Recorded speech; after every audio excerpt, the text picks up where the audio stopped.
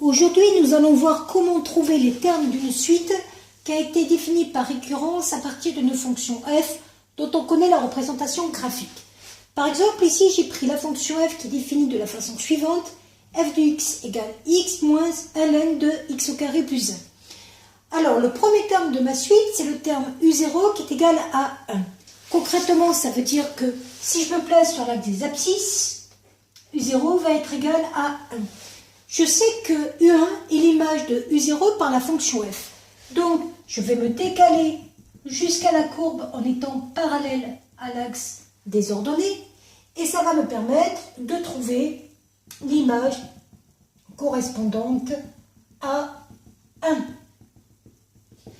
J'obtiens une valeur ici qui est pour l'instant sur l'axe des ordonnées. Donc U1 se retrouve ici. Attention, moi je veux représenter les éléments de ma suite sur l'axe des abscisses. Pour cela, je vais utiliser la droite d'équation y égale x qui permet de permuter les abscisses et les ordonnées. J'ai donc U1 ici qui est sur l'axe des ordonnées. Je vais donc me déplacer sur cette droite et je vais descendre sur l'axe des abscisses en étant parallèle à l'axe des ordonnées. Ici, j'obtiens U1. À partir de là, je vais faire exactement le même procédé. Je vais remonter jusqu'à la courbe. Ça va me donner l'image U2 qui se retrouvera sur l'axe des ordonnées. Mais comme je le veux sur l'axe des abscisses, je vais repartir sur la droite d'équation y égale x, redescendre, etc., etc.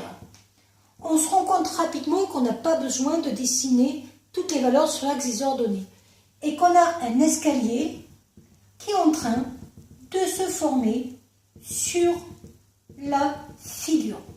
Et ça permet de voir plusieurs choses. Ça permet déjà de conjecturer l'idée que la suite est décroissante. On le voit bien en partant de U0, U1, U2, U3, etc. Et qu'elle semble être convergente vers 0. Et si on remarque bien, cette valeur 0, c'est la valeur qui correspond à l'abscisse du point d'intersection de la droite d'équation y égale x avec la courbe d'équation y égale f de x. Et ce n'est pas n'importe quoi à ce point.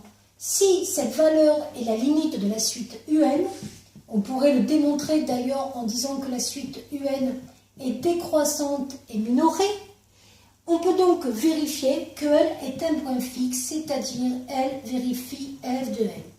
Et il s'avère que 0 est l'unique point fixe pour cette fonction quand on essaye de résoudre l'équation.